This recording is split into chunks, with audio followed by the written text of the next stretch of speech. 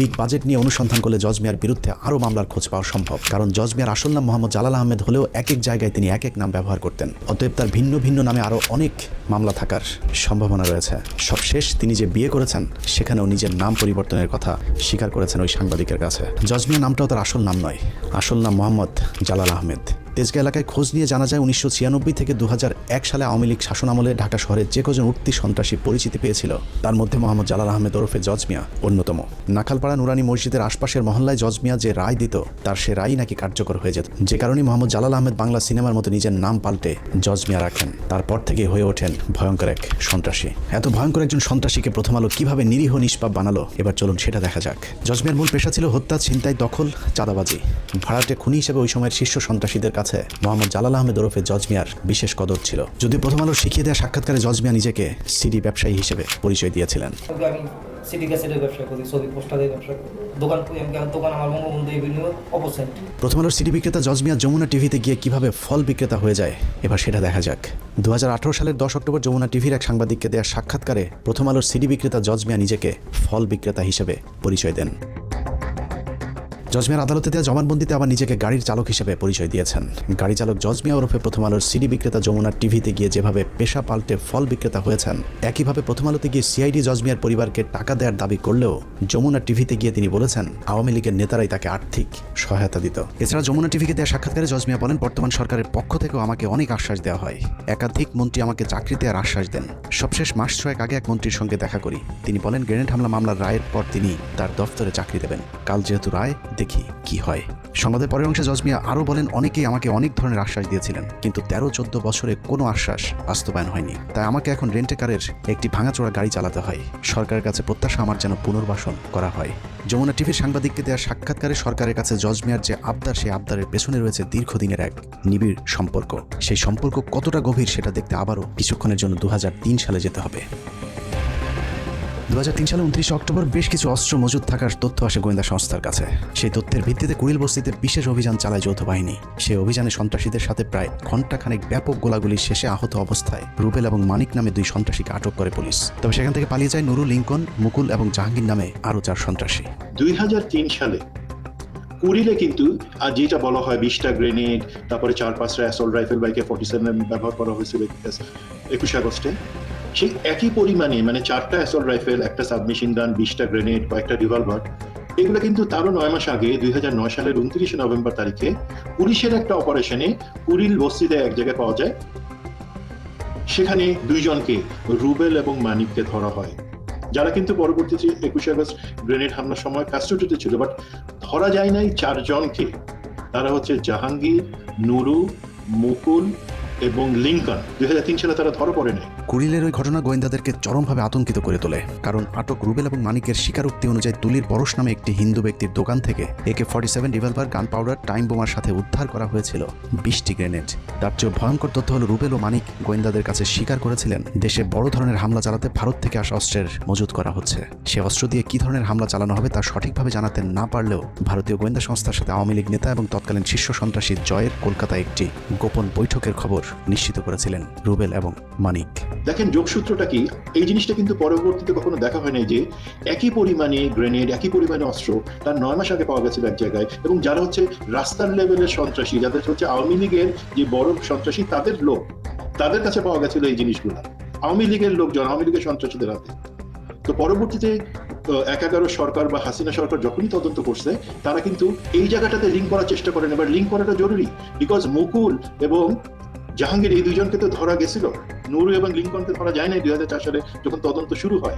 ইতিহাসে প্রথমবারের মতো সন্ত্রাসীদের হাতে এ ধরনের হ্যান্ড গ্রেনেড উদ্ধারের পর গোয়েন্দাদেরকে গভীরভাবে ভাবিয়ে তোলে, যে কারণে আইনশৃঙ্খলা বাহিনীর সর্বোচ্চ সতর্ক অবস্থানে চলে যায়। এরপর থেকে দেশে যে কোনো কর্মসূচির উপর বিশেষ নজরদারি শুরু করে গোয়েন্দা সংস্থাগুলো। 2003 সালের শেষ দিকে কুড়িলের ঘটনার পর 2004 সালের শুরুতে আওয়ামী লীগের তৎকালীন সাধারণ সম্পাদক 2004 সালের 30 এপ্রিলের মধ্যে বিএনপি জামাত জোট সরকারকে ক্ষমতাচ্যুত করতে বিশেষ ট্রাম্প কার্ড খেলার ঘোষণা দিয়েছিলেন। জলিলের সেই ঘোষণার পর থেকে দেশের রাজনীতিতে চরম উত্তেজনা বিরাজ করছিল। কিন্তু 30 এপ্রিল মানিক মিয়া অ্যাভিনিউতে প্রশিকার 3 দিনব্যাপী কর্মসূচি ছাড়া আওয়ামী লীগ কোনো কর্মসূচি দেয়নি, যে কারণে গোয়েন্দারা প্রশিকার সেই কর্মসূচি ঘিরেই ব্যাপক কঠোর অবস্থানে গেলে সেদিন আর জলিলের সেই ট্রাম্প কার্ড কাজে লাগেনি। 2007 সাল পর্যন্ত আওয়ামী লীগের সেই ট্রাম্প কার্ড সম্পর্কে সবাই অন্ধকারে ছিল। 11 সরকারের সময় জলিলকে আটকের পর জিজ্ঞাসাবাদ করলে জলিল জানায় প্রশিকার ওই কর্মসূচিকে কেন্দ্র করে 10 লাখ মানুষ ঢাকায় আনার পরিকল্পনা ছিল আওয়ামী লীগের। সেই মিটিংকে কেন্দ্র করে একটি নৈরাজ্যকর পরিস্থিতি সৃষ্টির পর সরকার পতনের পরিকল্পনা ছিল তাদের। প্রশিকার ওই কর্মসূচিকে ঘিরে বড় ধরনের হামলা চালিয়ে উত্তেজিত জনতাকে নিয়ে সংসদে ঢুকে পড়ার পরিকল্পনা ছিল আওয়ামী লীগের। জিজ্ঞাসাবাদে আব্দুল জলিল আরও জানান বিএনপির তৎকালীন মহাসচিব আব্দুল মান্নান ভূঁইয়া, মাহিবি চৌধুরী, আবু হেনা সহ বিএনপির মোট 70 জন এমপির ওই দিন আওয়ামী লীগে যোগদান করার পর আওয়ামী লীগের নেতৃত্বে সরকার গঠনের পরিকল্পনা ছিল। আব্দুল জলিলের সেই ট্রাম্প কার্ড ব্যর্থ হওয়ার কারণ হিসেবে নিজেদের মধ্যে কোঅর্ডিনেশনের অভাবকে দায়ী করেছিলেন আওয়ামী লীগের সাধারণ সম্পাদক আব্দুল জলিল। যাই হোক, জলিলের সেই ট্রাম্প কার্ড যদি কাজে লাগতো তাহলে ওই দিনই 21 আগস্টের মতো আরেকটি ঘটনা ঘটতে পারত, কিন্তু গোয়েন্দা সংস্থার কারণে তা ব্যর্থ হয়, যে কারণে 21 আগস্ট গোয়েন্দা সংস্থাকে বোকা বানিয়ে হঠাৎ করে সমাবেশের স্থান পরিবর্তন করে আওয়ামী লীগ। গোয়েন্দা সংস্থা আগে থেকে নিরাপত্তা নিশ্চিত করতে না পারার কারণে আওয়ামী লীগ নির্বিঘ্নে গ্রেনেড হামলা চালাতে সমর্থ হয়েছিল। মিটিংটা শুরু হওয়ার কথা ছিল মুক্তাগরে 3টায়, কিন্তু সাধারণত ওনাদের মিটিং 3টায় বলা থাকলেও ওনাদের কর্মী নেতৃবর্গ আগে চলে আসে। মিনিমাম 3 ঘন্টা আগে ওদের মিটিংয়ের প্রাথমিক কার্যক্রম শুরু হয়ে যায় উচিত। তো সেই হিসেবে 12টায় ওখানে আমাদের হিসাবে শুরু হওয়ার কথা ছিল, কিন্তু সেটা ওখানে আমরা 1টা দিকে যখন দেখলাম যে মিটিংয়ের কোনো কিছু দেখা যাচ্ছে না, তখন আমরা খুঁজে জানতে পারলাম যে এখানে মিটিং অলরেডি শুরু হয়ে গেছে। 21 আগস্ট গ্রেনেড হামলার মাধ্যমে গোয়েন্দা সংস্থাকে কিছুটা বোকা বানানো গেলেও ঘটনার মূল রহস্য উদ্ঘাটন করতে গোয়েন্দাদের খুব বেশি সময় লাগেনি, কারণ 21 আগস্ট ব্যবহৃত গ্রেনেড এবং কুড়িল বস্তিতে উদ্ধার করা সেই গ্রেনেড একই ধরনের হওয়াতে গোয়েন্দারা দ্রুত 2003 সালে কুড়িল অভিযানে পালিয়ে যাওয়া অন্য আসামিদের মধ্যে মুকুল ও জাহাঙ্গীরকে আটক করেন। তাদের মধ্যে মুকুল তার স্বীকারোক্তিতে জানায় গ্রেনেড হামলায় অংশ নেয়া ভাড়াটে আরেকজন সন্ত্রাসীর নাম জজ মিয়া। শীর্ষ সন্ত্রাসী মুকুলের দেওয়া তথ্যের ভিত্তিতেই জজ মিয়াকে আটক করা হয়, প্রথম আলোর দৃষ্টিতে যিনি নিরীহ এবং নিষ্পাপ। প্রথম আলো তাদের সংবাদে লিখেছে, জজ মিয়ার গ্রামের বাড়িতে খোঁজ নিয়েছে এবং সেখানে গিয়ে তার ব্যাপারে যার কাছে জানতে চেয়েছে সেই নাকি জজ মিয়াকে নিরীহ নিষ্পাপ দাবি করেছে। আমরাও জজ মিয়ার খোঁজে তার গ্রামের বাড়ি সেনবাগে গিয়েছিলাম। জজ মিয়া কেমন মানুষ ছিল সেটা বলা তো দূরের কথা, জজ মিয়া বেঁচে আছে নাকি মরে গেছে সেটাও জানে না তার গ্রামের মানুষ। রাগাও দোয়ানো কিছু করো না, আগে আসে আবার পরে ঘটনা পরে গেছে এমন আইটাই না। আসলে জজ মিয়া সম্পর্কে এলাকার মানুষের জানার কথাও না, কারণ জজ মিয়ার পুরো জীবনে হাতে গোনা কয়েকবার গ্রামের বাড়িতে গিয়েছিলেন। এলাকায় খোঁজ নিয়ে জানা যায় 21 আগস্টের গ্রেনেড হামলার পর লম্বা সময় জজ মিয়া নোয়াখালীর গ্রামের বাড়িতে ছিলেন। এতটা লম্বা সময় তাকে কখনোই গ্রামে গিয়ে থাকতে দেখা যায়নি। হতে পারে গ্রেনেড হামলা মামলার ঘটনায় পুলিশ যেন তাকে সন্দেহের তালিকায় না রাখে, সে কারণে দীর্ঘ সময় তিনি ওই সময় গ্রামের বাড়িতে গিয়ে গা ঢাকা দিয়েছিলেন। জজ মিয়ার গ্রামের বাড়ির কেউ তার খবর না জানলেও জজ মিয়া সম্পর্কে সবকিছু জানে একমাত্র প্রথম আলো। আগে বলেছি, আমাদের সন্দেহের তীরটা ছিল প্রথম থেকেই প্রথম আলোর দিকে, কিন্তু সেই সন্দেহ দূর করতে হলে প্রথম আলো যে জজ মিয়াকে ট্রাম্প কার্ড হিসেবে ব্যবহার করেছে সেই জজ মিয়াকে খুঁজে বের করা জরুরি। নোয়াখালী থেকে শুরু করে রাজধানীর তেজগাঁর নাখালপাড়া হন্যে হয়ে খোঁজাখুঁজির পর প্রায় 3 মাসের অপেক্ষা শেষে জজ মিয়ার সাথে কথা বলার সুযোগ হয়। মানে প্রথম আলো যে আপনাকে বলল যে এই যে আপনাকে নাকি পুলিশ টাকা টুকা দিত, সিআইডি আপনার মাসে মাসে আপনার পরিবারকে টাকা দিত, এটা তাহলে কেন বলতে পারে? না ভাই, আমি কারোর থেকে কোনো টাকা পয়সা পাই নাই। মোহাম্মদ জালাল আহমেদ ওরফে জজ মিয়ার সাথে কথা বলে আমরা যা জেনেছি তা এতদিন ধরে যা জানতাম তার 180 ডিগ্রি উল্টো।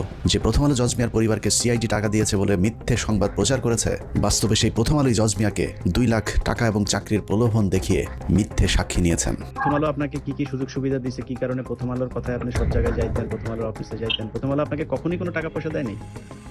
হ্যাঁ, 2 লক্ষ টাকা কিন্তু আমার ট্রিটমেন্টের জন্য দিচ্ছে। এটা তো আমি প্রথমে কেউই আপনাকে টাকা টুকা দেয়নি?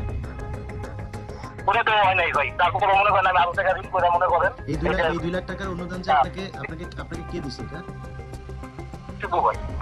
টিপু? হ্যাঁ, টিপু সুলতান। মানে না, সেগুলি জানি। তারপর আমি একটা কর্মস্থানের ব্যবস্থা করে দেন, পরে বলতে ঠিক আছে দেখি আমরা একটা চাকরির ব্যবস্থা করে দেবো। প্রথম আলো সাংবাদিক টিপু সুলতানি জজ মিয়াকে বিভিন্ন সাংবাদিকদের সাথে ইন্টারভিউ করে দেওয়ার ব্যবস্থা করতেন। ওইসব সাংবাদিকদের সাথে কি বলতে হবে সেটাও ঠিক করে দিতেন প্রথম আলোর জঙ্গি বিশেষজ্ঞ সাংবাদিক টিপু সুলতান। প্রথম আলোতে এমনিতে কে আপনার সাথে যোগাযোগ করতো? প্রথম আলো আমি তার সাথে যোগাযোগ করতাম, আর কারোর সাথে, আর কারো কাছে আমার কেউ হয় টিপু ভাইয়ের সাথে? কোনো সাংবাদিকের লোকে ইয়াগুলো দিত, তারা আমার সাক্ষাৎকার নিত। মানে টিপু ভাই আপনাকে সবার সাথে সাক্ষাৎ করাই দিত, তাই তো? হ্যাঁ হ্যাঁ, অন্য সাংবাদিকের লোকে ইয়াগুলো দিত, তুমি তার সাক্ষাৎকার দেন, তারা নিত। মানে উনি ওইভাবে বলে দিত যে কি বলবেন বা কিভাবে দিবেন, এরকম, তাই তো? হ্যাঁ হ্যাঁ। জজ মিয়াকে তার নিজের মামলার বিষয়ে প্রশ্ন করা হলে প্রথমে অস্বীকার করলেও পরে মামলার কথা আমাদের কাছে স্বীকার করেছেন। প্রথম আলো কি জানতো না যে আপনার নামে যে মামলা ছিল তখনও থানায়? না, আমার নামে তখনও থানায় কোনো মামলা ছিল না। আমার দেশে এখনো আমার নামে না। ওই যে আপনি যেই মামলাতে 2 বছর জেল খাটলেন, ওই মামলাটা কি তখন ছিল না আগে? ওটা ছিল আগে, ঠিক আছে, পরে এই মামলা আমি হাইকোর্টের পরে ইয়া করছি, ওটা কাবিন পরে এটা খালাস করছি। আর ওই যে তেজগাঁ থানার মামলা, ওইটা ওই গুলশান থানার মামলাটা, ওই হত্যা মামলাটা